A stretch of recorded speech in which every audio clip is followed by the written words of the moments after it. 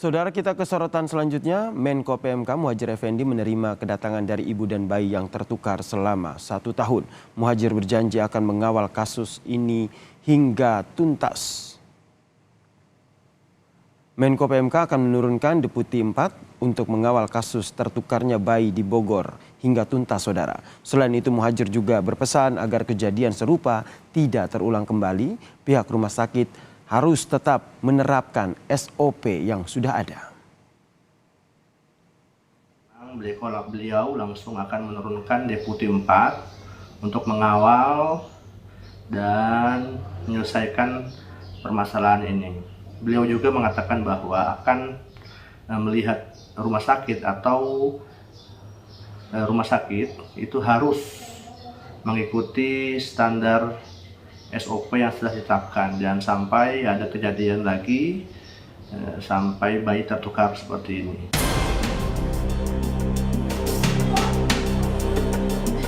Saya tuh ngerasa pas mau pulang aja ya, kejanggalan hati dari fisik bayi itu berbeda banget gitu. Hati sudah membuktikan dengan tes DNA? Udah. Di mana? Di rumah sakit juga. Oh, hasilnya? Hasilnya negatif. Bahwa ini bukan anak? Iya. Kita ikut.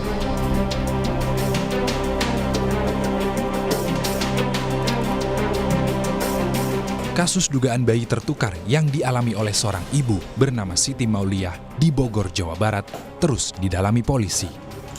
Saat ini, polisi telah memeriksa 9 orang saksi yang meliputi pihak manajemen rumah sakit, dokter, perawat, dan bidan yang menangani Ibu Siti saat proses persalinan hingga proses dugaan tertukarnya bayi sebelum meninggalkan rumah sakit.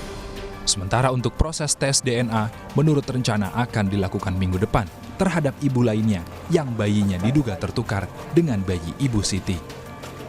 Pemeriksaan DNA atau tes DNA kemungkinan besar akan kami laksanakan di minggu depan. Perkembangannya akan kami infokan kembali. Total yang kami mintai keterangan 9 orang saksi, demikian.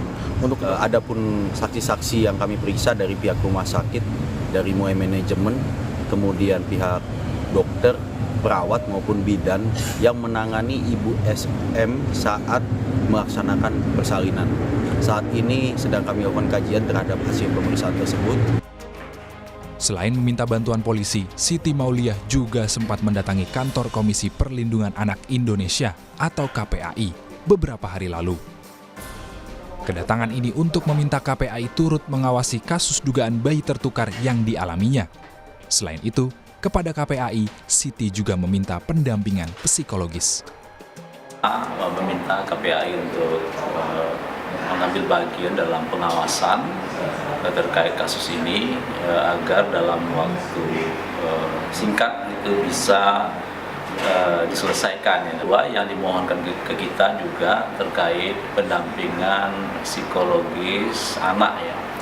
Jika nanti katakanlah penyelesaian kasus ini kedua anak ini sudah menemui orang tuanya, katakan seperti itu, maka tentu butuh proses ya.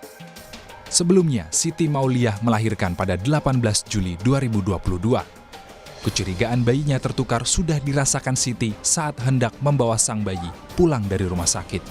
Kecurigaan muncul akibat adanya perbedaan fisik pada bayi. Hingga akhirnya pada Mei 2023, ia melakukan tes DNA dan hasilnya sang bayi bukanlah anak kandungnya.